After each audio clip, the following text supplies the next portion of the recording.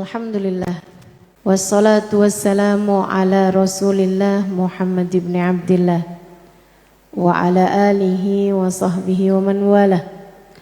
Subhanaka la ilma lana illa ma 'allamtana innaka antal alimul hakim. Rabbi shrah li sadri wa yassir li amri wahlul 'uqdatan min lisani yafqahu qawli, amma ba'du. Alhamdulillah, sama-sama kita sayangi, kita muliakan sahibatul majlis Nurun Nizam. Nama majlisnya Teh Nur beserta segenap keluarganya. Kita doakan semoga selalu berada dalam rahmat ridha Allah SWT. Panjangkan umurnya, disehatkan badannya, dimudahkan urusannya, dikabulkan hajatnya, dicinta Allah dan Rasulnya, dibahagiakan hidup dunia akhiratnya. Para syarifah, para ustadzah, para pimpinan-pimpinan pondok pesantren, pimpinan-pimpinan majelis ta'lim, yang mudah-mudahan selalu berada dalam keberkahan, selalu diliputi rahmat ridha Allah SWT.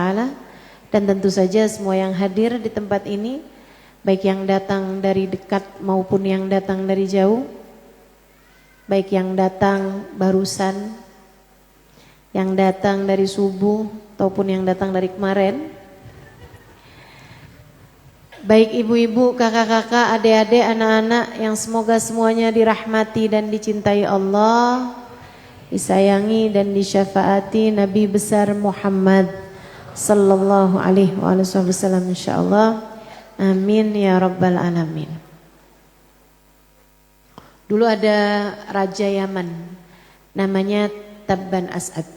Ini saya mau cerita terkait sama hal yang sangat penting banget dalam hidup kita tuh. Saya rasa ini salah satu hal terpenting.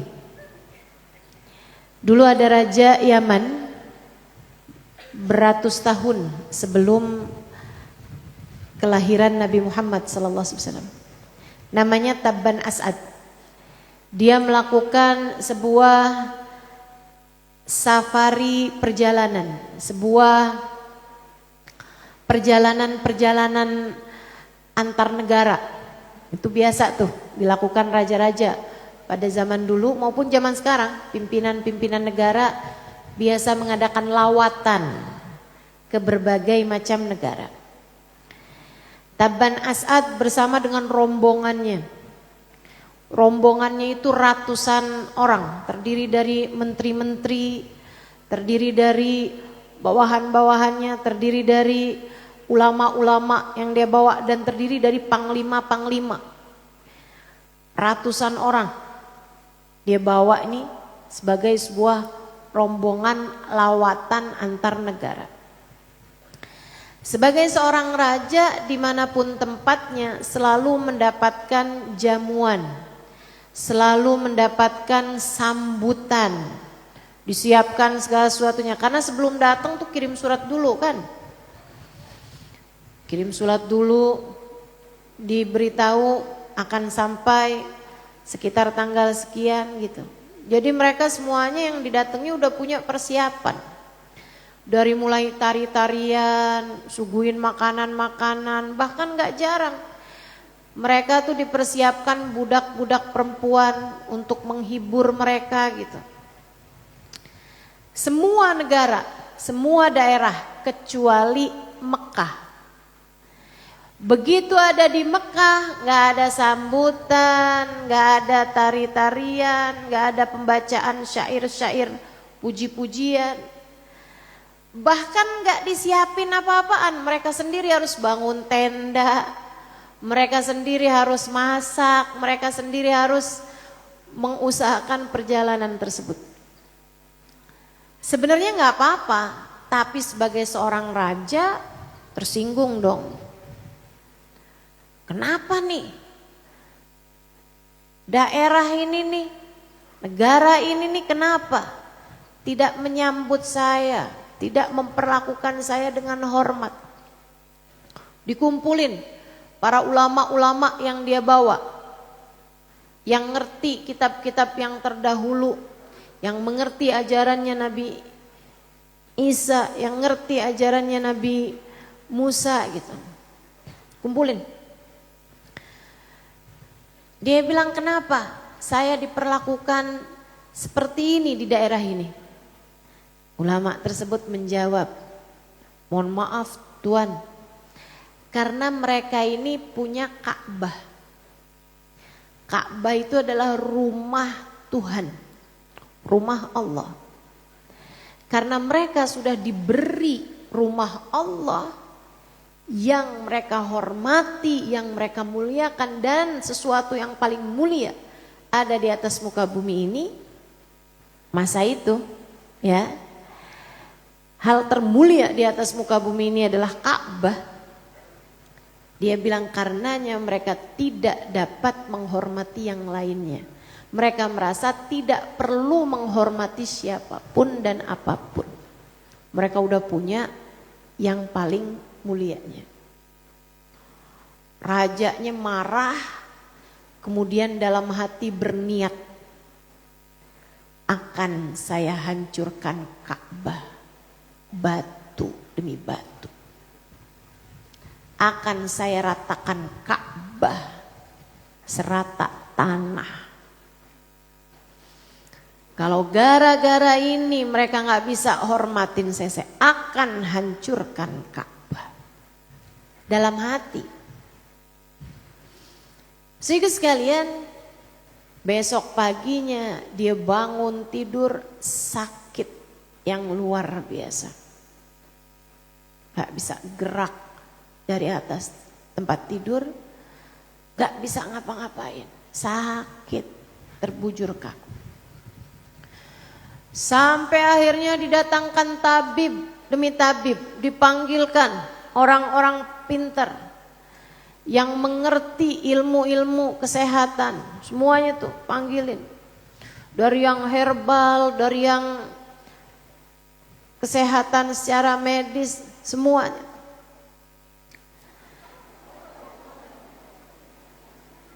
Tapi tidak juga sembuh.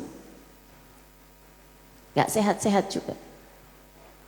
Satu hari ada datang seorang rahib, seorang tabib yang juga rahib, pendeta Yahudi ya, rahib.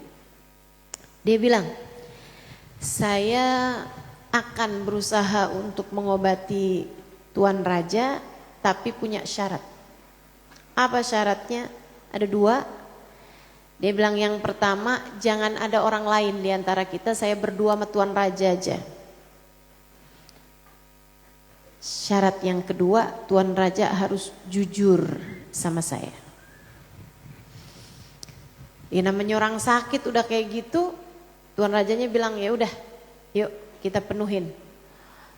Para penjaga-penjaganya sebenarnya was-was, takut tar rajanya diracun, dibunuh kan gimana gitu. Tapi dia bilang gak apa-apa, yang penting saya sehat dah. Semuanya suruh keluar. Jadi raja berdua rahib ini aja. Tabibnya ini, rahibnya ini bilang. Dia bilang, Tuan Raja, sekarang saya mau Tuan Raja jujur. Adakah niat buruk yang Tuan Raja niatkan di dalam hati? Nih. Hati-hati sama niat buruk. Kamu belum tentu dikasih sakit kayak Tuan Raja ini, belum tentu. Tapi takutnya dikasih hal-hal lain yang juga akan menyiksamu. Dunia bahkan akhirat. Hati-hati sama niat. Kalau suami meleng nih, nanti saya mau ambil dompetnya. Niat, nih kan.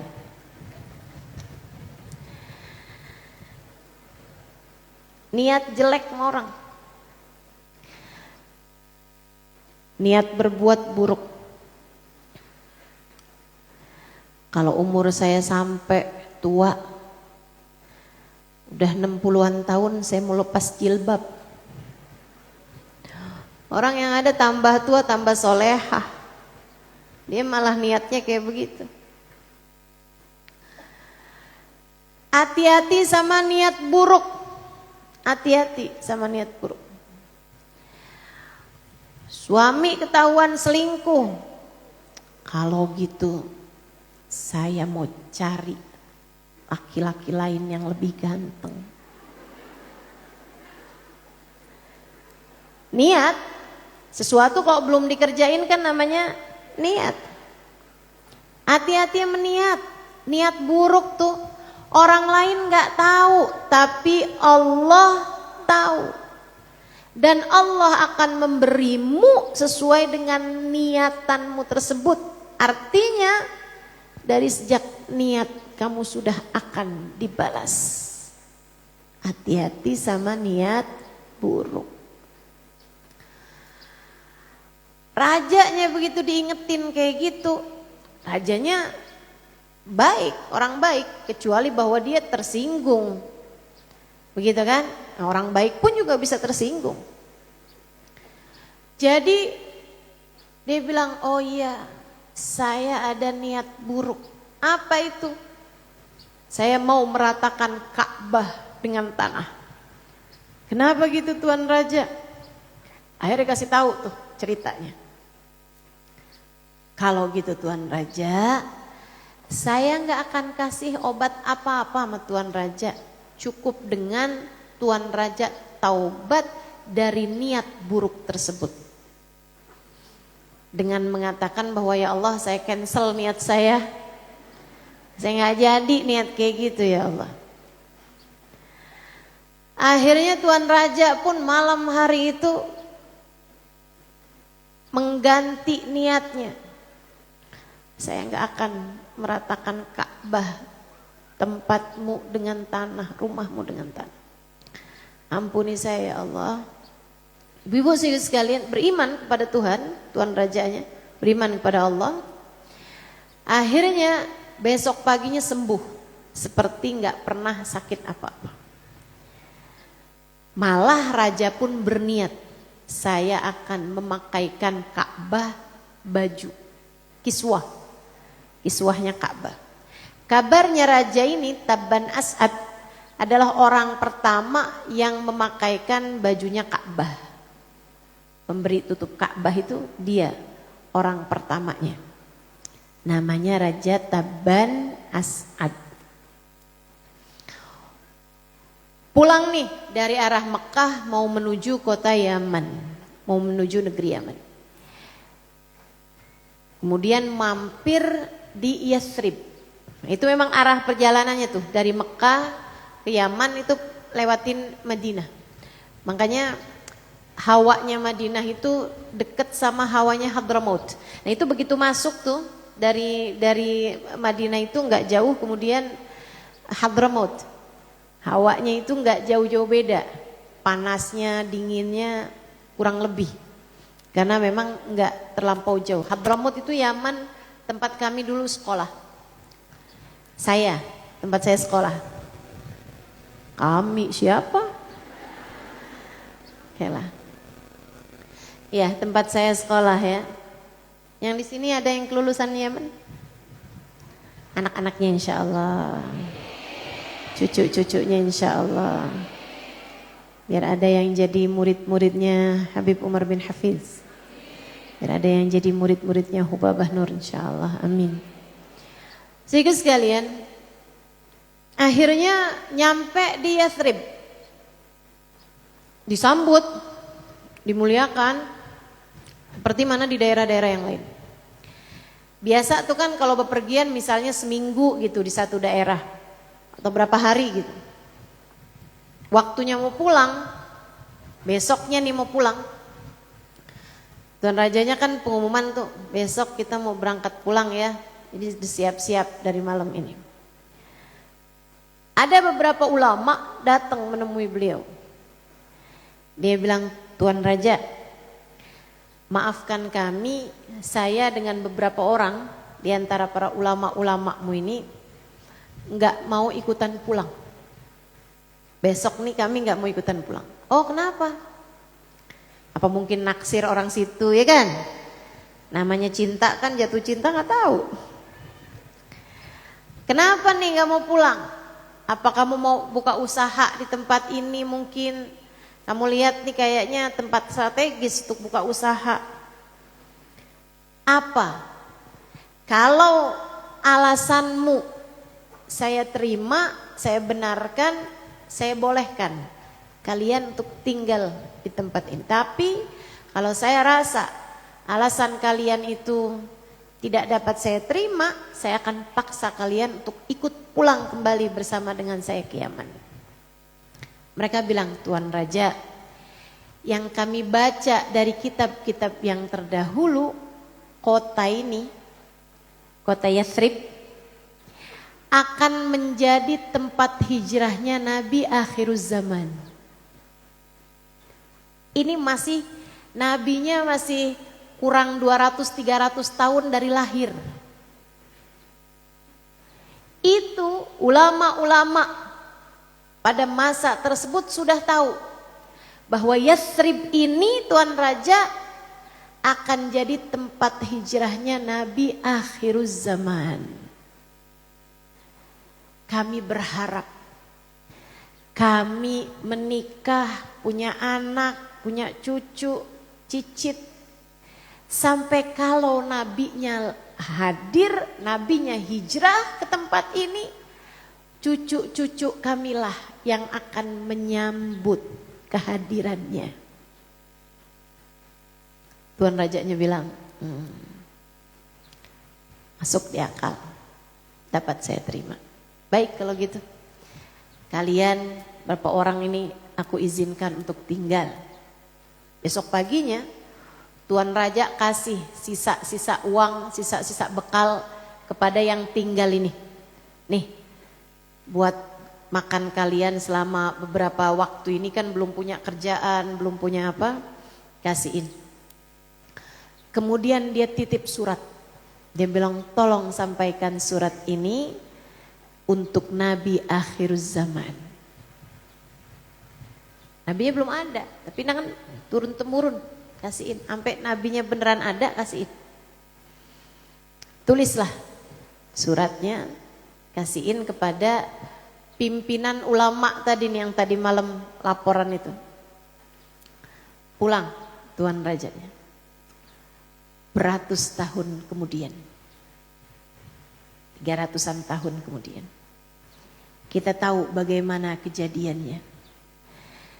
Nabi Muhammad sallallahu alaihi wasallam datang bersama dengan Abu Bakrin Siddiq menuju kota Madinah. Saudaraku sekalian yang saya muliakan, karenanya kenapa Madinah itu daerah yang diislaminnya paling gampang.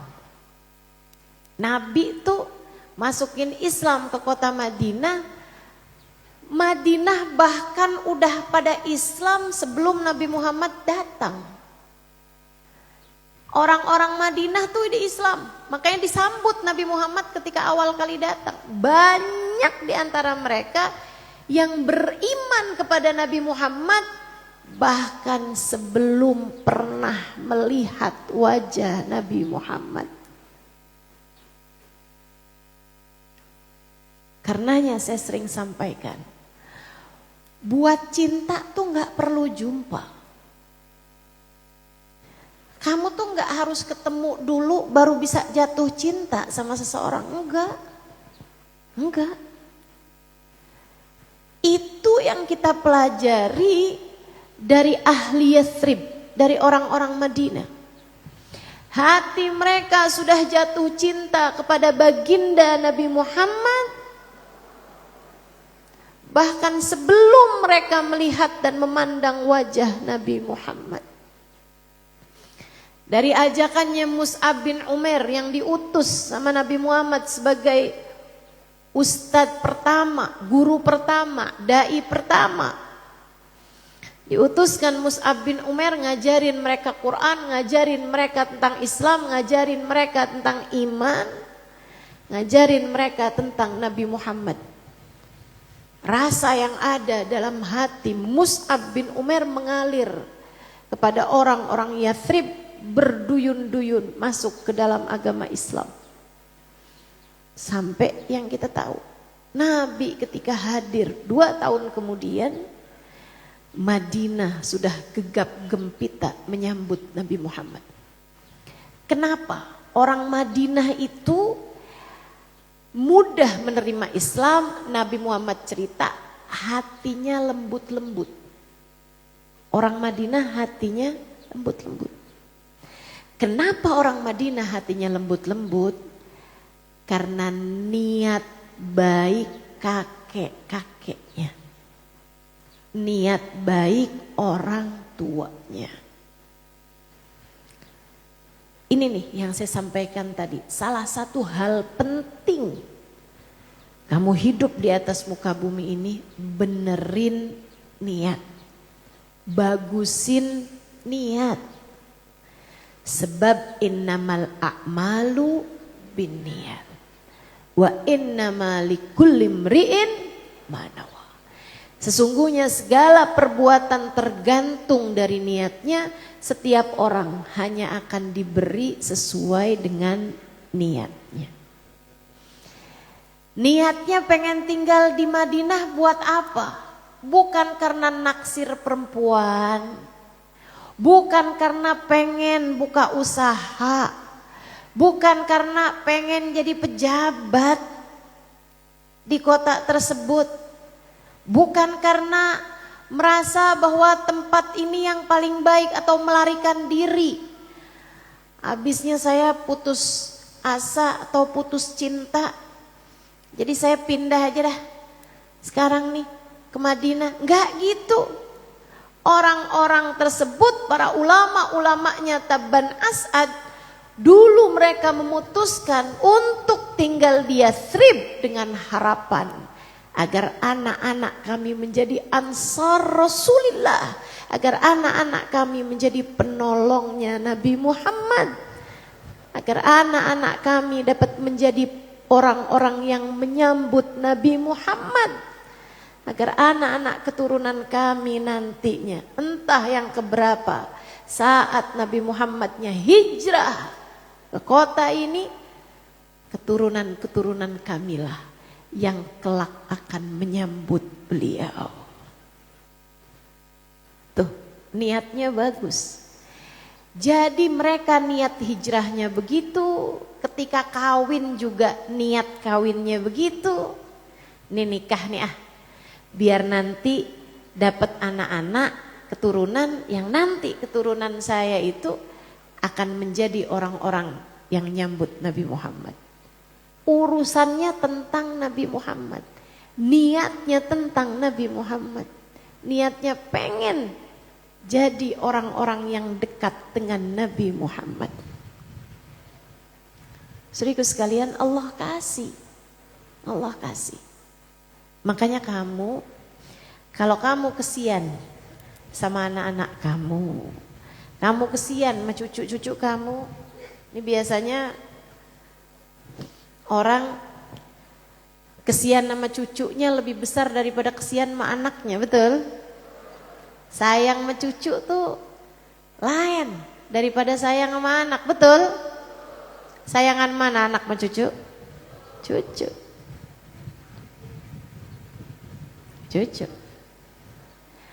Saudaraku sekalian, saya mulakan, kalau kamu sayang sama anak, sayang sama cucu, nih saya kasih tahu. Gimana ya Ustazah, saya tuh kalau bayangin anak saya dijahatin orang, anak saya nggak jadi anak yang soleh gitu, jadi anak yang bandel. Apalagi kalau saya bayangin, ya Allah di akhirat nanti anak saya gimana nasibnya. Kamu kesian, kepengen anak kamu bisa jadi orang baik-baik, bisa jadi orang yang terjaga, nggak dijahatin orang, nggak berkumpul dengan orang-orang jahat. Kamu pengen kayak begitu, anak kamu, cucu kamu, mulai dengan bagusin niat. Niatmu yang bagus. Niat apa Ustazah? Ini kalau yang adik-adik nih masih muda-muda nih. Dek, niat kalau nanti kamu nikah, niatin nikahmu mau nyari ridha Allah, mau nyari cintanya Rasulullah. Niat saya nikah biar nanti dapat keturunan. Kalau nanti saya dapat keturunan akan saya didik biar jadi prajurit-prajuritnya Nabi Muhammad. Biar jadi orang-orang yang bela agamanya Nabi Muhammad. Kalau saya punya anak pinter-pinter, saya akan sekolahkan ilmu agama. Biar pada deket sama Nabi Muhammad, biar pada ngerti. Jadi umatnya Nabi Muhammad, biar bela umatnya Nabi Muhammad. Nah itu niat-niat bagus. Itu ngaruh ibu-ibu sekalian. Itu ngaruh. Bahkan urusan nikah, gak usah punya anak deh. Urusan nikah nih.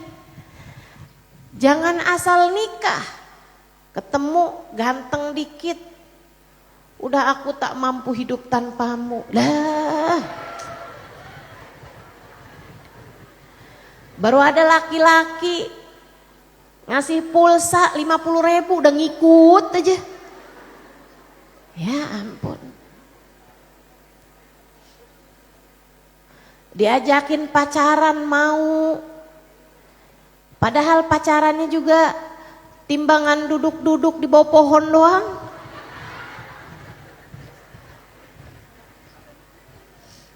Sekalinya diajak makan, perginya juga ke pecel lele. Aduh dek. Saya gak lagi ngecil-ngecilin urusan pecel lele ya. Saya sedang membuat kamu berpikir, masa gara-gara urusan pecel lele kamu jadi ngerjain dosa? Masa gara-gara urusan-urusan yang tidak seberapa kamu kehilangan harga dirimu hingga kemudian dekat dengan perzinaan? Na'udzubillah min dzalik. Jangan sampai urusan yang tidak seberapa menjadikanmu jauh dari surga. Jangan sampai urusan tak seberapa menjadikanmu jauh dari baginda Nabi besar Muhammad sallallahu alaihi wasallam. Kalau nikah niatnya yang bagus. Niatnya yang bagus. Makanya nyarinya juga yang benar. Jangan asal wibawa. Wibawa mobil. Wibawa kartu kredit. Jangan asal begitu. Tapi kita lihat bagaimana urusan dia sama Allah, bagaimana agamanya. Ustazah kalau kita nggak tahu gimana agamanya, kelihatannya sih kayaknya soleh, tapi kan kayaknya ya. Apa nih yang harus dilakukan? Istikharah, mohon petunjuk dari Allah. Kalau udah ketahuan kata Allah bagus, bismillah segerakan. Gak usah pakai pacar-pacaran. Miliki harga diri. Kalau ada laki-laki yang berusaha untuk mendekatimu, mengajakmu untuk berpacaran, kasih nomor telepon bapakmu. Minta dia buat melamarmu. Sesudah kamu istikharah kan, hasilnya bagus, bismillah. Niat mesti yang bagus. Ngapain kamu nikah? Sebab nikah adalah setengah agama. Allah memerintahkan saya untuk melakukannya. Ngapain kamu nikah? Sebab nikah adalah sunnahnya Nabi Muhammad. Kata Allah, "Qul in kuntum tuhibbunallaha fattabi'uni yuhibbukumullah wa yaghfir lakum dzunubakum." Sampaikan kepada umatmu, jika mereka mengaku mencintai Allah, ikutilah jalanku, jalannya Nabi Muhammad. Salah satu jalannya Nabi Muhammad adalah nikah. Kita nikah, hasilnya yuhibbukumullah, kamu akan dicinta oleh Allah, wa yaghfir lakum dzunubakum, dan akan diampuni segala dosa-dosa kalian oleh Allah. Enak. Makanya mesti benerin niat. Orang tuh kalau nikah karena Allah, cintanya nggak akan tertolak. Cintanya nggak akan bertepuk sebelah tangan. Ada yang dicinta oleh suaminya, ada yang dicinta langsung oleh Allah Subhanahu wa taala dan Rasulnya, hingga hatinya tak lagi peduli apakah suaminya cinta padanya atau tidak. Hingga hatinya yang ada adalah memberi, terus memberi, tanpa memandang bagaimana perlakuan suaminya kepada dirinya. Enak. Orang kalau niatnya benar dalam berbagai macam hal, nggak bakal sia-sia. Nggak usah yang besar-besar deh, urusan nikah, urusan punya anak. Itu emang perlu banget buat benerin niat, bagusin niat. Bahkan sekedar kamu hadir di majelis ini pada pagi hari ini, coba perhatikan niatmu apa. Motivasimu yang menggerakkanmu untuk hadir di majelis ini itu apa? Pengen lihat Ustazah Halimah. Ya udah, dapatnya cuman segitu doang. Likulli imri'in ma nawa. Setiap orang hanya akan diberi sesuai dengan niatnya tersebut. Tapi kalau niatnya hal-hal yang besar-besar, niatnya kepengen biar dapat ridhonya Allah, niatnya kepengen dapat ampunan Allah, niatnya kepengen denger banyak hal tentang Nabi Muhammad, niatnya pengen belajar cinta, niatnya pengen kumpul sama pecinta-pecinta Nabi Muhammad. Kalau niat-niatnya itu banyak dan bagus-bagus, maka kamu akan diberi oleh Allah sesuai dengan niatmu tersebut. Ada orang niat hadirnya cuman biar saya mau cari tentengan, biar dapat souvenir misalnya. Atau mau kenalan sama Sohibul Bait misalnya. Saudaraku sekalian yang saya muliakan, ya niatnya cuma segitu aja. Apalagi kalau niatnya lebih rendah lagi, daripada nganggur dah di rumah. Sekedar daripada nganggur di rumah, ya ampun, niat kecil amat Bu. Ini yang modelan beginian nih, begitu di tengah-tengahan hadir, dapat WhatsApp dari temennya. Kamu kok gak kelihatan, bukannya nemenin saya belanja di pasar? Ayo dong nih, ntar kamu saya bayarin ayam sepotong. Atau ayam seekor. Kayaknya bangun deh dari majelis. Lebih ngejar ayam daripada duduk di majelis-majelis kita. Karena memang masalahnya tergantung dari niat. Yuk bismillah, benerin niat, bagusin niat. Niat yang bagus buat apa? Lillah wali rasulih. Niat karena Allah, niat karena Rasulullah Muhammad sallallahu alaihi wasallam. Kita udah diajarin nih sama ulama-ulama dari zamannya Taban As'ad untuk meniatkan hidup mereka biar nanti anak cucu mereka menjadi orang-orang yang akan mencintai, akan menolong, akan menyambut baginda Nabi besar Muhammad sallallahu alaihi wasallam ketika beliau datang hijrah ke Yathrib. Datang Nabi Muhammad.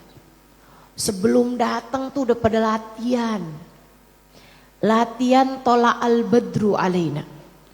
Begitu Nabi Muhammadnya datang, tuh kan ceritanya hari itu di pertengahan atau awal-awal bulan Rabiul Awal tahun ke-13 dari kenabiannya Nabi kita Muhammad alaihissalam, mereka tuh udah nungguin dari beberapa hari sebelumnya karena mereka dengar Nabi Muhammad tuh udah berangkat hijrah dari Mekah gitu. Biasanya kalau berangkat hijrahnya hari Senin ya kayak Selasa, Rebo datang. Mereka nggak tahu bahwa Nabi Muhammad tuh sembunyi dulu di Gua Tur 3 hari. Mereka nggak tahu bahwa Nabi Muhammad mampir dulu ke Kuba, kemudian membangun masjidnya yang pertama yaitu Masjid Kuba. Sehingga sekalian saya muliakan, jadi mereka tiap hari ini nungguin, sehari, 2 hari, 3 hari, sampai lebih dari seminggu. Nabinya kok nggak datang-datang, was-was, hati takut, gelisah. Kenapa gitu? Cinta. Jadi kalau kamu malam-malam suami kamu belum datang juga dan kamu khawatir, atau anak kamu malam-malam kok belum datang juga kamu khawatir, itu karena kamu cinta. Ya emang mesti khawatir. Kok anak jam 12 belum datang juga ya? Nggak apa-apa dah. Enggak gitu caranya Bu, dicariin. Ya kan begitu ya? Cariin gitu. Tanyain kiranya di mana dia gitu. Orang kalau cinta ya pasti ada khawatirnya. Sehingga sekalian saya muliakan, sampai hari itu mereka tuh asalnya lagi nungguin. Begitu datang waktu zuhur, mereka mau balik nih, mau makan, mau sholat gitu kan, mau isoma, istirahat, sholat, makan. Mereka mau pulang, tiba-tiba ada yang teriak dari atas pohon. Inna huja, kayaknya datang tuh kayaknya datang tuh. Orang pada balik lagi tuh, mereka lihat-liatin dari tempat-tempat yang tinggi. Iya benar datang. Nabi Muhammad beneran datang. Tungguin sama mereka, kan dari mulai yang kelihatan kecil tuh dari jauh, gurun-gurun pasir, sampai kemudian masuk ke gerbang kota Madinah. Berdua dengan Sayyidina Abu Bakar. Sayyidina Abu Bakar naik unta, Nabi Muhammad naik unta. Sayyidina Abu Bakar kayak ngerasa, saya kan tugasnya nganterin nih. Jadi beliau paham, nih bintangnya Nabi Muhammad. Saya nggak usah ikut-ikutan ada di dekat Nabi Muhammad. Tapi kan karena orang Madinah belum pada tahu yang mana Nabi Muhammad. Jadi sama Sayyidina Abu Bakar beliau tutupin tuh. Nabi Muhammadnya ditutupin pakai ridanya mukanya. Tutupin dulu, baru begitu deket dengan orang-orang udah mulai masuk ke pemukiman penduduk, sama Sayyidina Abu Bakar dibuka tudungnya Nabi Muhammad, dibuka surbannya Sayyidina Abu Bakar di wajah Nabi Muhammad, sehingga mereka semuanya bisa melihat Nabi Muhammad sallallahu alaihi wasallam. Bu, ada sirrun nadrah. Ada rahasia melihat dan dilihat. Karenanya saya kasih tahu, kalau di majelis jangan pakai cadar. Paham? Kenapa gitu? Kenapa kalau di majelis jangan pakai cadar? Kamu nggak tahu di majelis nih kumpulnya orang-orang soleha. Wajahmu dilihat sama seseorang di antara waliyah min auliyaillah yang ada di majelis, bisa jadi penyebab keselamatanmu sampai akhirat. Makanya jangan pakai cadar di majelis. Kalau mau pakai cadar di luar pas banyak laki-laki, gitu kan ya? Oh ini tengah-tengah laki-laki kagak pakai cadar. Giliran di majelis pakai cadar, lah ngapain? Nah gitu caranya. Cuman memang harus kita jagain di majelis-majelis kita, jangan ada yang foto, jangan ada yang video ke mukanya orang. Kalau misalnya fotonya dari belakang saja kelihatan belakang-belakangnya doang, itu juga kecil-kecil kepalanya, itu nggak apa-apa. Kan gitu ya?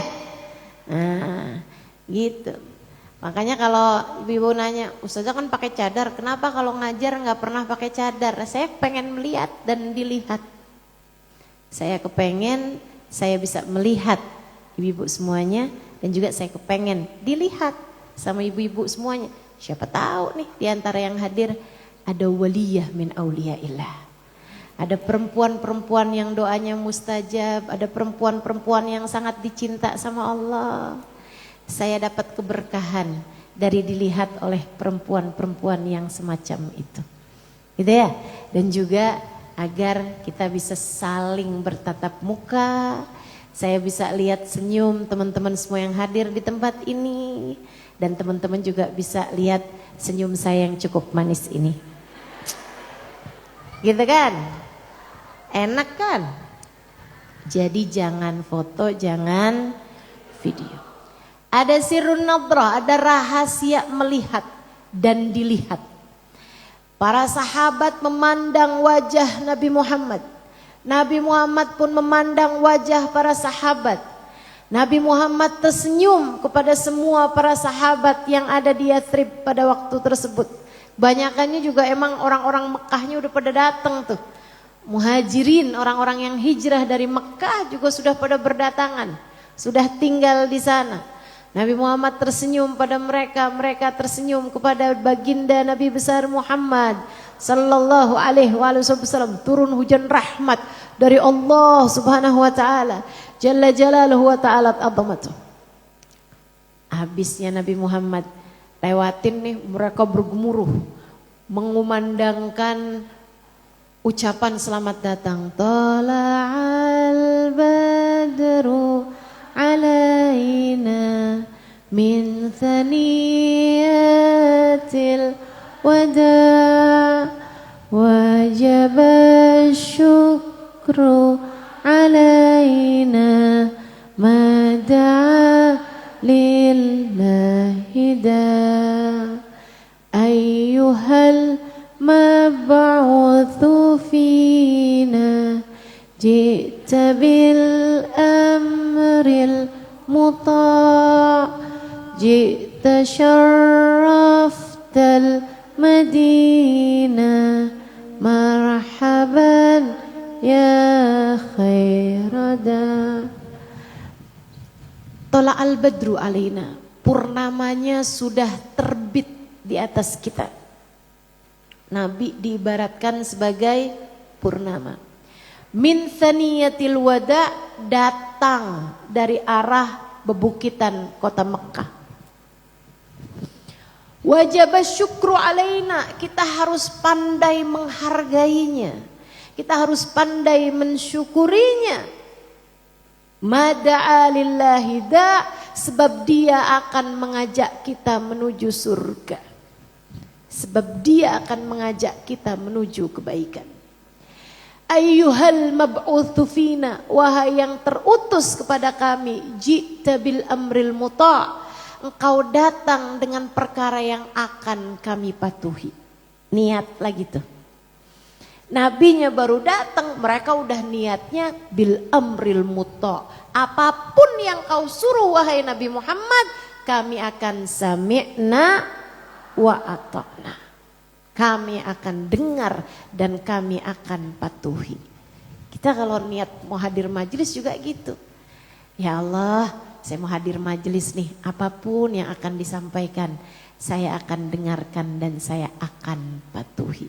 Nasihat-nasihat yang akan disampaikan, saya akan mematuhinya ya Allah. Jangan mikirnya, Ustazah Halimah nih ilmunya bisa ditanggung jawab apa enggak nih ya. Ini kira-kira ilmunya akurat apa enggak nih ya. Kok beda sama Ustadz yang enoh?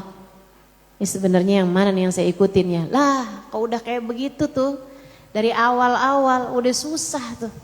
Sebab Allah wa innama likulli imri'in manawa. Semua orang hanya akan diberi oleh Allah sesuai dengan niatnya. Orang-orang Madinah nih ngerti banget caranya. Baru datang aja pujiannya gitu. Ayyuhal mab'uthu fina ji'ta bil amril muta'. Engkau terutus kepada kami wahai Rasulullah dengan membawa perkara yang kami siap untuk patuhi. Ji'ta syarraftal Madinah. Engkau datang memuliakan kota kami ini wahai Rasul. Ini kota kami jadi mulia dengan kedatanganmu. Jadi bercahaya dengan kedatanganmu. Marhaban ya khairada. Selamat datang wahai seindah-indah pendakwah, seindah-indah penyeru kebaikan, seindah-indah orang yang mengajak kami menuju Allah. Gitu.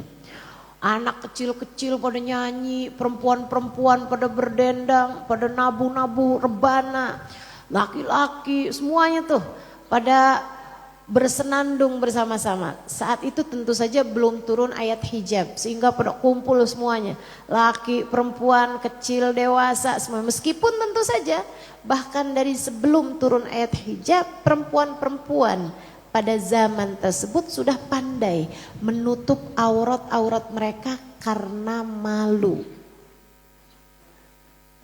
Biar kata nggak berpendidikan, nggak beriman, orang tuh kalau punya rasa malu pasti akan berpikir untuk menutup anggota tubuhnya. Bukan begitu? Walaupun gak beriman bu, emang enak telanjang? Emang gak malu telanjang? Emang gak malu kelihatan pahanya, kelihatan dadanya? Ya malu. Mudah-mudahan Allah jaga diri-diri kita, kehormatan kita, kemuliaan kita. Insya Allah. Ini perhatian nih buat ibu-ibu yang kalau beli ke tukang sayur, belanja ke tukang sayur, kerudungannya nggak tahu kemana tuh, pada ketinggalan. Apalagi kalau beli bakso depan rumah, tanyain bu, kayak perasaan kemarin pengajian pakai kerudung dah. Sekarang kok nggak pakai kerudung? Iya buru-buru, ntar tukang sayurnya keburu jalan. Ntar tukang baksonya pergi kalau saya cari kerudungan dulu. Ya nggak gitu ya bu ya. Mudah-mudahan Allah jaga aurat-aurat kita. Insya Allah. Ibu-ibu sekalian yang saya muliakan, Nabi kan waktu awal datang ke Madinah belum punya rumah. Nabi bukan orang yang belum datang bangunin buat saya rumah di sana, nggak gitu. Nabi nyampe dulu baru deh tuh pikir buat bangun rumah. Bangun rumah kan juga nggak sebentar, dan malahan bu, Nabi Muhammad itu sebelum ngebangun rumah bangun masjid duluan. Makanya masjidnya Nabi itu selesai duluan daripada rumahnya Nabi Muhammad. Rumahnya Nabi Muhammad itu baru selesai 6 bulan sesudah Nabi Muhammad datang ke Madinah. Nah tinggalnya Nabi Muhammad di mana? Ini dia nih, sahabat Ansar, orang-orang Yathrib udah tahu semuanya, paham. Nabi kan belum punya rumah. Siapa tahu aja Nabi maunya tinggal di rumah saya, siapa tahu. Maka mereka pun ngelabur rumahnya, mereka pun rapi-rapiin rumahnya, ngecat rumahnya, mereka bagus-bagusin rumahnya. Ini kan nanti kalau Nabi ke rumah saya nih, ini kan rumah saya gede nih kan, saya mau tempatin Nabi Muhammad di sini nih, di kamar saya nih, yang ini nih, nanti biar sayanya yang pindah ke belakang aja. Semua orang-orang itu pada punya persiapan, barangkali Nabi Muhammad di rumah saya, barangkali Nabi Muhammad di rumah saya. Mereka pun sudah merapi-rapikan rumah-rumah mereka. Jadi begitu Nabi Muhammad mulai lewatin rumahnya orang-orang, semuanya pada gini, ya Rasulullah hadza baituna, inzil indana ya Rasulullah. Rasul ini rumah saya loh Rasul, rumah kami nih, rumah keluarga kami. Rasulullah silahkan, kau kan belum ada rumah, tinggallah dulu di rumah kami ya Rasulullah. Selamat datang wahai Rasulullah. Nabi gak enak juga dipersilahkan kayak gitu kan. Nabi senyum aja. Tapi Nabi itu adalah seseorang yang tidak pernah memutuskan apapun, melainkan dengan istikharah, petunjuk dari Allah Subhanahu wa taala. Alladzi la yantiqu anil hawa in huwa illa wahyun yuha. Tidak pernah berkata apapun melainkan wahyu dari Allah Subhanahu wa taala. Allahnya enggak nyuruh ke rumah situ. Akhirnya Nabi Muhammad bilang, katanya Nabi Muhammad gini nih, khallu sabilaha fa innaha ma'murah. Biarkan jalan unta saya, dia akan berhenti di tempat yang diperintahkan oleh Allah. Saya ketika dengar kata-kata ini, saya merinding luar biasa. Saya sambil mikir, ya Allah, bahkan sang unta mendapatkan wahyu langsung dari Allah. Masalahnya bukan unta sembarang unta. Ia adalah untanya Nabi Muhammad. Bahkan unta dibimbing langsung oleh Allah Subhanahu wa taala. Ia akan bergerak dan berhenti sesuai dengan perintah Allah Subhanahu wa taala secara langsung untuk memberhentikan kekasihnya Muhammad sallallahu alaihi wasallam.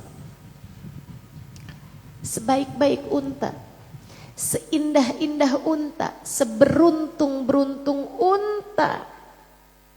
Dan kamu, saya, kita semua bisa jadi seberuntung-beruntung umat, seberuntung-beruntung perempuan jika kita bisa dekat dengan Nabi Muhammad. Allah akan membimbingmu. Unta tuh jadi kayak begitu ketika dekat dengan Nabi Muhammad. Saat sang unta, Nabi Muhammad ada di atasnya. Saat sang unta membawa manusia indah, baginda Nabi besar Muhammad, maka Allah langsung membimbing unta tersebut. Kamu, jika di dalam hatimu ada Nabi Muhammad, Allah akan senantiasa membimbing dirimu itu. Kamu jadi enggak bingung-bingung lagi, tahu kapan mesti berhenti, tahu kapan mesti bergerak. Kamu kalau dibimbing langsung sama Allah, tahu kapan harus bicara, kapan harus diam. Kamu ngerti, kamu mesti ngomong kayak gimana sama anak kamu mesti jawab apa sama suami kamu mesti ngomong gimana sama mertua, sama ipar, sama kakak, sama adik, sama saudara. Kamu bisa paham. Kenapa? Kamu dibimbing langsung oleh Allah. Caranya gimana? Yang dekat sama Nabi Muhammad, taruh Nabi Muhammad dalam bagian dirimu itu, seperti mana unta membawa Nabi Muhammad sallallahu alaihi wasallam. Bawalah Nabi Muhammad di dalam hatimu, Bu. Bawalah Nabi Muhammad di dalam hatimu, Dek. Bawalah Nabi Muhammad di dalam hatimu, Nak. Kamu akan menjadi anak yang berbakti kepada orang tua. Kamu akan jauh dari segala dosa-dosa. Kamu akan menjadi seorang istri yang soleha. Kamu akan menjadi ibu yang pandai mendidik anak-anakmu. Jika di dalam hatimu kamu bawa Nabi Muhammad. Belajarlah dari untanya Nabi Muhammad. Khallu sabilaha fa innaha ma'mura. Biarkan jalan unta saya. Dia tahu di mana dia harus berhenti. Sebab dia diperintah langsung oleh Allah. Ia dibimbing langsung oleh Allah. Sering banget kan perempuan-perempuan nanya sama saya, gimana dong saya ustazah ngadepin suami saya? Banyak. Gimana ustazah saya ngadepin saudara saya nih, megelin. Gimana ustazah caranya ngadepin tetangga modelannya begini? Sering banget tuh pertanyaan-pertanyaan macam itu. Kamu kalau pengen tahu gampang. Kalau kamu dibimbing langsung sama Allah, semuanya akan jadi mudah. Kamu jadi ngerti apa yang harus kamu lakukan. Gimana caranya biar kamu dibimbing langsung sama Allah? Dekatilah Nabi Muhammad. Dapatilah Nabi Muhammad. Habis kamu deketin, ketemu nih, dapat Nabi Muhammadnya. Kamu ambil Nabi Muhammad, taruh dalam hati kamu, tutup pintunya, kunci, gembok kalau perlu. Jangan biarkan Nabi Muhammad, jangan biarkan cinta kepada Nabi Muhammad keluar dari hatimu karena apapun dan siapapun. Orang kalau ada Nabi Muhammad di dalam hatinya, dia akan tahu apa yang harus dia lakukan. Sebab dia selalu berada dalam bimbingan Allah. Khallu sabilaha fa innaha ma'murah. Habis Nabi ngomong kayak begitu, udah tuh nggak ada lagi yang nawarin. Cuman deg-degan. Kalau Nabi Muhammad lagi lewat nih, untanya lagi lewat. Wah, semua mata nih ngeliatin rumahnya yang lagi dilewatin. Ngeliatin sohibul bednya nih. Sohibul bednya dia ngeliatin Nabi Muhammad sambil harap-harap cemas. Berhenti, mudah-mudahan berhenti. Rumah saya nih berhenti. Ya Allah berhenti, berhenti, berhenti. Ternyata jalan, ya. Sebelahnya lagi, rumah saya nih. Kata tetangganya, berhenti nih. Kayaknya si Nabi Muhammad berhenti, rumah saya gede. Rumah saya bagus. Rumah saya udah habis saya ganti-ganti barang-barangnya. Rumah saya, istri saya cantik. Nabi berhenti nih depan rumah saya. Nabi berhenti depan rumah saya. Subhanallah. Nabi jalan aja. Ya. Sebelahnya lagi terus begitu. Sampai lewatin satu rumah. Sahibul bednya dalam hatinya bilang, tak mungkin Nabi manusia semulia itu tinggal di dalam rumahku. Rumah dari seseorang yang sangat sederhana ini.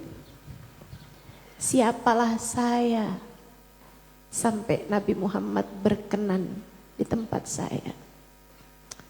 Tak mungkin Nabi Muhammad berkenan untuk ada dalam rumah saya. Saya dengan segala kekurangan saya. Saya dengan segala aib-aib diri saya dan keluarga saya yang sangat sederhana. Tak mungkin rasanya, bahkan sekedar berharap saya tidak berani membayangkannya. Tiba-tiba Nabi Muhammadnya berhenti. Dia bengong. Hah? Nabi Muhammad berhenti? Rumah saya? Loh ini rumah saya kan? Loh Nabi Muhammadnya berhenti? Dia panik. Dia sampai langsung masuk ke dalam rumahnya. Ada istri dan anak-anak yang kecil-kecil. Lagi ngeliat juga Nabi Muhammad dari jendela rumah mereka. Dia bilang, Nabi Muhammad di rumah kita loh. Nabi Muhammad di rumah kita. Ayo cepetan. Ini yang berantakan nih di bawah nih, kita naikin ke atas. Buruan. Anaknya masih kecil-kecil. Akhirnya buruan tuh. Pada rapi-rapi. Yang berantakan di bawah langsung pada naikin ke atas. Nabinya tinggal nanya, ini rumahnya siapa nih? Orangnya gak ada. Orangnya lagi masuk ke dalam rumah tadi itu. Habis itu dia keluar. Abu Ayyub Al-Ansari. Orangnya keluar. Ya Rasulullah, tafadhal indana ya Rasulullah. Air mata ngalir deras. Rumah saya ini Rasul, rumah saya ini Rasul. Ini rumah saya ya Rasulullah, rumah saya ya Rasulullah. Silahkan wahai Rasulullah, silahkan wahai Rasulullah. Abu Ayyub bercerita, saya pun menggandeng tangan Nabi Muhammad sallallahu alaihi wasallam dan saya merasa menggandeng dunia dan seisinya. Saya rasanya merasa menggandeng dunia dengan seluruh isinya. Ketika saya menggandeng tangan Nabi besar Muhammad sallallahu alaihi wasallam. Subhanallah. Teman-teman saudaraku sekalian, Abu Ayyub mengajarkan kepada kita tawadhu. Tawadhulah kamu. Sebab Allah bukan peduli kepada betapa indah bangunan rumahmu. Allah gak peduli betapa cantiknya dirimu, betapa sehatnya badanmu. Allah gak peduli betapa pinternya kamu buat makanan misalnya gitu. Allah peduli kepada hati. Makanya enggak semua orang bisa cinta sama Nabi Muhammad. Kenapa? Itu pilihan yang Allah Subhanahu wa taala berikan. Seperti mana yang tadi saya sampaikan. Kamu kepengen dibimbing sama Allah, masukkan Nabi Muhammad dalam hati kamu. Bawa Nabi Muhammad kemanapun kamu pergi. Tapi berapa banyak di antara kita yang ada Nabi Muhammad di dalam hatinya? Orang kayak gimana pun usaha, belum tentu. Belum tentu. Belum tentu Allah biarkan ada Nabi Muhammad di dalam hati seseorang. Allah hanya mau hati yang tawadhu. Hati yang merasa dirinya bukan sesiapa. Hati yang andai Nabi Muhammad berkenan untuk saya cintai, andai Nabi Muhammad membalas cinta saya, bukan karena saya layak untuk itu, akan tetapi karena Nabi Muhammad yang memang sangat baik. Andai di akhirat nanti mata saya tak dapat berjumpa dengan Nabi Muhammad, pantas betapa banyak dosa telah dilakukan oleh mata saya. Tapi andai di akhirat nanti ternyata mata saya dapat berjumpa dengan Nabi Muhammad, dapat memandang wajah Nabi Muhammad, adalah karena rahmatnya Allah, adalah karena kasih sayang Nabi Muhammad yang memang meluas kepada siapapun. Adalah karena Nabi Muhammad pernah mengatakan, syafaati li ahlil kabair min ummati, syafaatku muat bahkan untuk para pelaku dosa besar dari umatku. Orang-orang yang tawadhu, yang merasa dirinya bukan sesiapa, mereka yang layak dipilih Allah untuk membawa Nabi Muhammad sallallahu alaihi wasallam di dalam hatinya. Yuk belajar lagi, belajar terus buat cinta sama Nabi Muhammad. Orang-orang Ansor itu pada cinta sama Nabi Muhammad. Tapi yang tawadhu kayak Abu Ayyub, tuh Abu Ayyub punya ketawaduan yang luar biasa.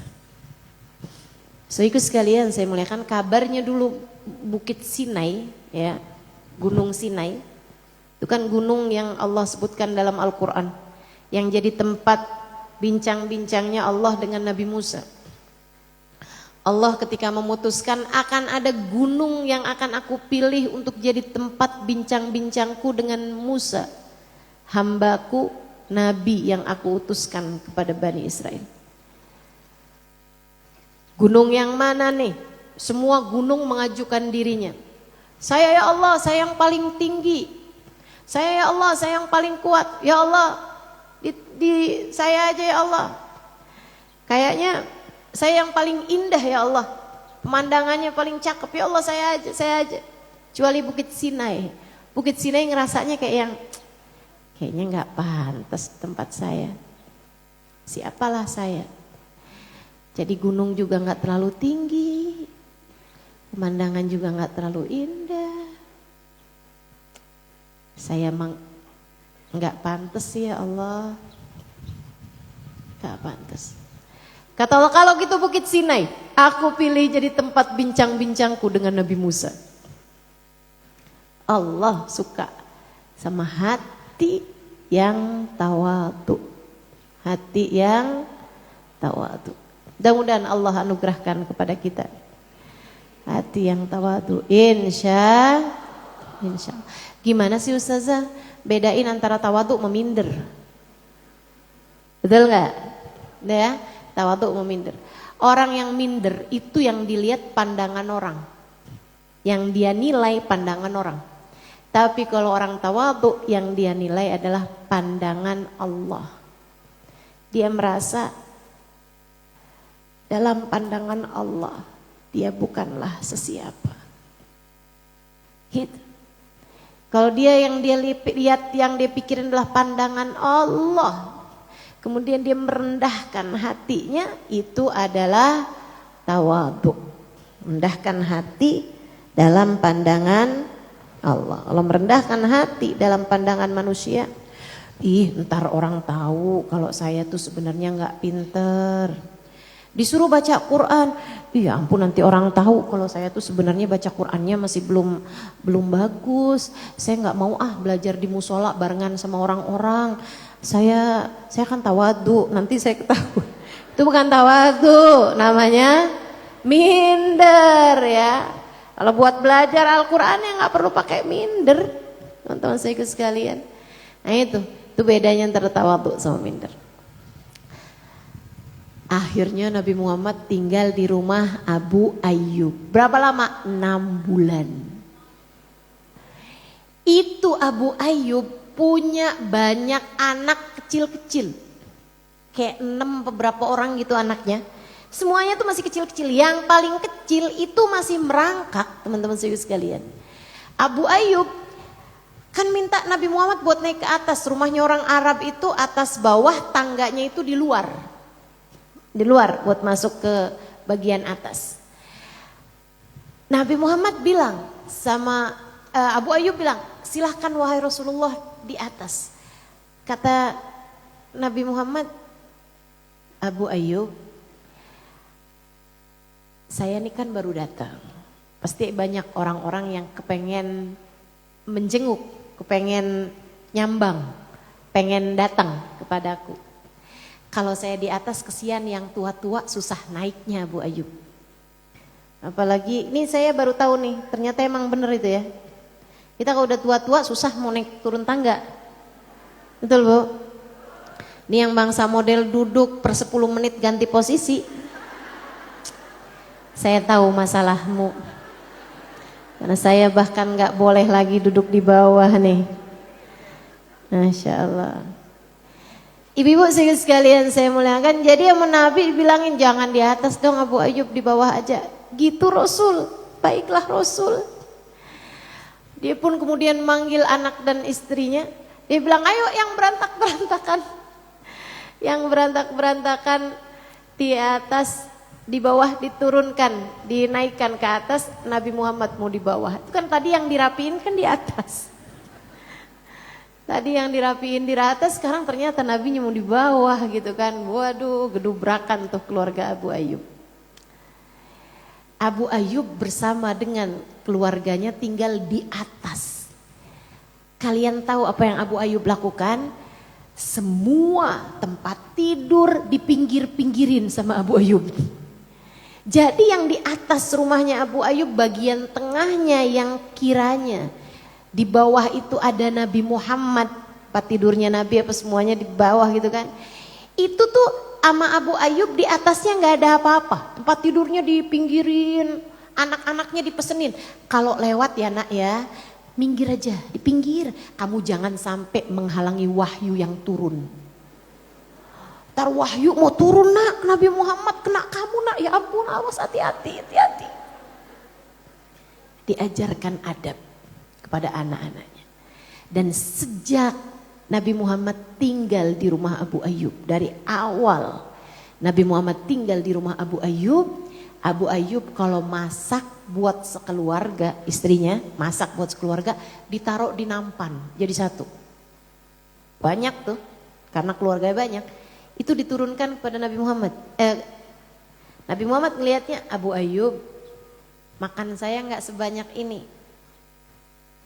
Itu makan buat kami semuanya wahai Rasulullah. Lah kok disuguhin ke saya semuanya Abu Ayyub? Makanlah yang kau mau wahai Rasulullah. Izinkan kami untuk makan dari sisa makananmu wahai Rasul. Teman-teman saudara sekalian, hati itu kalau punya cinta, hati itu kalau dalam bimbingan Allah, hati kalau punya cinta sama Nabi Muhammad akan berada dalam bimbingan Allah. Hati yang terbimbing oleh Allah tahu apa yang harus dilakukan walaupun tanpa belajar. Abu Ayyub gak nyari dalil buat nyari berkah. Abu Ayyub nggak nyari apa hukumnya makan dari bekas makanan Nabi Muhammad, nggak pakai. Abu Ayyub nggak pakai nyari-nyari tahu apakah ada keberkahan dalam diri Nabi Muhammad, nggak pakai, teman-teman saudaraku sekalian. Nih makanya nih yang belakang-belakangan suka nyari-nyari segala-gala, cariin dalilnya. Ngapain kalian berdiri ketika kalian mengucapkan salam kepada Nabi itu bid'ah? Lah dia nggak ngerti. Kalau terus-terusin saya marah-marah nih. Masya Allah. Abu Ayyub nggak pakai ada nyari-nyari tahu, tapi hati yang terbimbing faham. Makanya sampai jadi kepikiran, suguhin semuanya tuh senampan gede. Nabinya bingung aja. Ya udah, karena mintanya begitu dah. Nabi Muhammad makan, ambil, makan. Udah selesai Nabi Muhammad makan, Abu Ayyub, sudah selesai wahai Rasul. Sudah Abu Ayyub, boleh kami bawa? Silakan Abu Ayyub, silakan. Bawa nih, bawa anak-anaknya tuh sama istrinya semua ngumpul nih depan makanan itu. Mereka baca-baca doa dulu kan sebelum makan.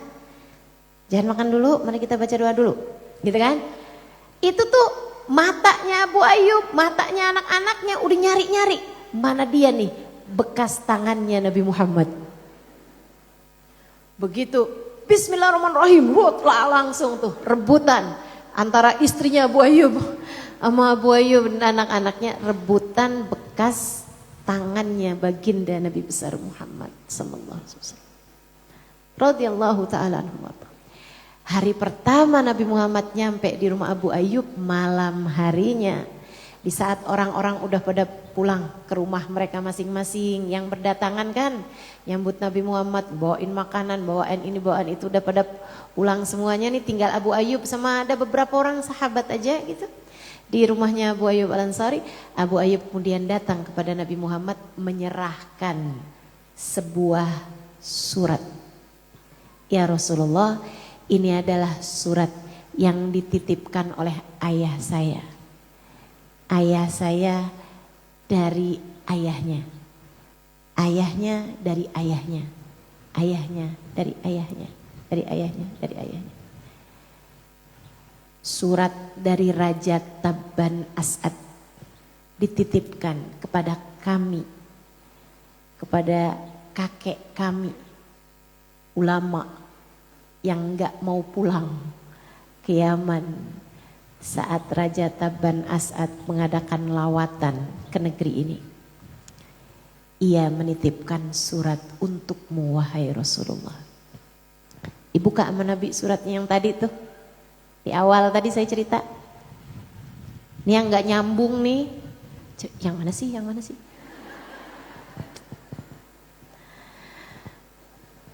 Saya gak harus ulangin lagi kan. Dibuka sama Nabi Muhammad suratnya. Ternyata isi suratnya. Ila Nabi akhir zaman. Kepada Nabi akhir zaman dari Raja Yaman Tabban As'ad. Wahai Rasulullah, aku denganmu tak pernah berjumpa. Namun aku beriman kepadamu wahai Rasul. Andai aku denganmu berjumpa, andai aku hidup sezaman denganmu, pastilah aku akan menjadi kerabat atau sahabat denganmu wahai Rasulullah. Ucapannya begitu. Nabi tersenyum, digulung kembali surat tersebut, kemudian mengatakan, innahu min ahad rufaqa'i fil jannah. Sesungguhnya Raja Tabban As'ad akan menjadi salah satu dari kawan-kawanku di surga. Insya Allah. Ternyata untuk cinta tak perlu jumpa, tapi untuk jumpa kelak di surga dengan baginda Nabi besar Muhammad, seseorang harus memiliki cinta. Kayak kita nih, kita nggak punya kesempatan, Kita nggak dikasih sama Allah perjumpaan dengan Nabi Muhammad. Kita bukan jadi salah satu dari yang menyambut Nabi Muhammad ketika berangkat hijrah. Kita nggak jadi salah satu dari yang latihan tolak al-badru ketika Nabi Muhammad datang pertama kali ke Madinah. Kita bukan orang-orang yang dipilih oleh Allah Subhanahu wa taala untuk mendengarkan Mus'ab bin Umair. Kemudian kita membaiat, menyatakan diri masuk ke dalam agama Islam di tangan ustadz tersebut, tangan Mus'ab bin Umair. Kita bukan orang-orang yang mendengarkan ketika Mus'ab bin Umair menceritakan tentang Nabi Muhammad, kemudian berdegup kencang dada kita karena kita menantikan kapan kiranya Nabi Muhammad akan datang hijrah ke Madinah. Kita bukan orang yang dipilih oleh Allah Subhanahu wa taala untuk perjumpaan, akan tetapi meskipun kita kehilangan kesempatan untuk itu di dunia, kita semoga diberi kesempatan Allah untuk jumpa dengan Nabi Muhammad kelak di akhirat nanti. Karena meskipun kita hidup tidak sezaman dengan Nabi dan kita tidak dianugerahi Allah pemberian dapat berjumpa dengan Nabi Muhammad sallallahu alaihi wasallam, akan tetapi kita merasa bahwa hati kita punya sejumput cinta kepada Nabi Muhammad.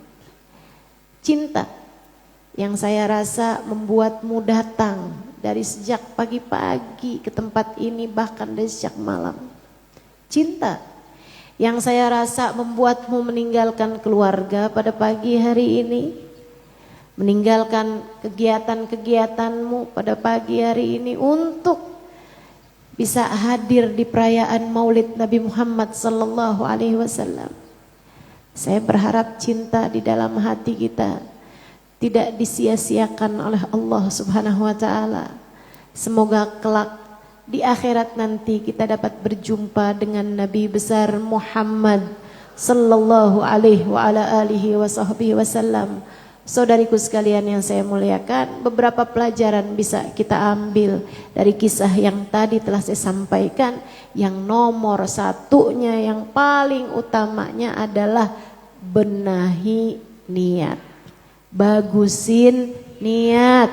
Nih mulai besok-besok nih, yang bagus niatnya, bahkan mulai sekarang nih, yang bagus niatnya, yang bagus niatnya. Yang belum nikah, kalau nanti nikah, niatnya pengen tambah deket sama Nabi Muhammad, pengen ngikutin sunnahnya Nabi Muhammad. Besok-besok dalam segala hal. Kalau pagi-pagi itu, pagi-pagi bangun tidur bis baca doanya bangun tidur, alhamdulillahilladzi ahyana ba'da ma amatana wa ilaihi nusyur. Allahumma shalli ala sayyidina Muhammad wa ala ali sayyidina Muhammad. Allahumma shalli ala sayyidina Muhammad wa ala ali sayyidina Muhammad. Niat hatinya, ya Allah, pengen jadi hamba-Mu ya Allah yang salehah, jalanin perintah-perintah-Mu ya Allah. Kalau lagi baca alhamdulillahilladzi ahyana ba'da ma amatana wa ilaihi nusyur, ya Allah bangun jadi hamba-Mu ya Allah, biar bisa jalanin tugas yang Kau berikan kepadaku dengan cara yang terbaik. Kalau lagi baca salawat Allahumma shalli ala sayyidina Muhammad wa ala ali sayyidina Muhammad, ya Allah bangun jadi umat Nabi Muhammad ya Allah, bangun saya jadi umat Nabi Muhammad ya Allah, dekatkan saya kepada Nabi Muhammad, tambahkan cinta dalam hati saya kepada Nabi Muhammad, biar bisa ngikutin jalannya Nabi Muhammad, biar nggak tinggal sunnah-sunnahnya Nabi Muhammad ya Allah. Terus gitu tiap hari tuh, dari mulai pagi kamu udah niat jadi hamba Allah yang salehah, niat tinggal segala dosa, niat jalanin perintah-perintah Allah, niat mendekat kepada Nabi Muhammad, niat jalanin sunnah-sunnahnya Nabi Muhammad, niat nambahin cinta, nabung cinta kepada baginda Nabi besar Muhammad sallallahu alaihi wa ala alihi wasallam. Insya Allah. Yang lagi kerja niatin nih, uang yang saya dapetin nih, sebagian dari uang yang saya dapetin sesudah keperluan saya, sebagiannya pengen buat nyenengin hati Nabi Muhammad, Gimana caranya nyenengin hati Nabi Muhammad? Bantuin dari umatnya Nabi Muhammad yang lagi lapar kamu kasih, yang lagi kesulitan kamu bantu, yang lagi belajar di pondok pesantren misalnya, atau ada pondok pesantren yang kesulitan, kamu bantuin apapun aja yang bisa kamu lakukan buat umat Nabi besar Muhammad sallallahu alaihi wa ala alihi wasallam dengan cara itu. Maka apa yang kamu punya kamu niatkan buat Nabi besar Muhammad sallallahu alaihi wasallam, kamu layak untuk semoga cintamu tidak disia-siakan kelak di hari akhirat di surga Allah kamu akan dipertemukan. Rabbana dhalamna anfusana wa illam taghfir lana wa tarhamna lanakunanna minal khasirin. Rabbana atina fid dunya hasanah fil akhirati hasanah waqina adzabannar bifadli subhana rabbika rabbil izzati amma yasifun wassalamun alal mursalin walhamdulillahi rabbil alamin. Kita baca suratul Fatihah sekali lagi.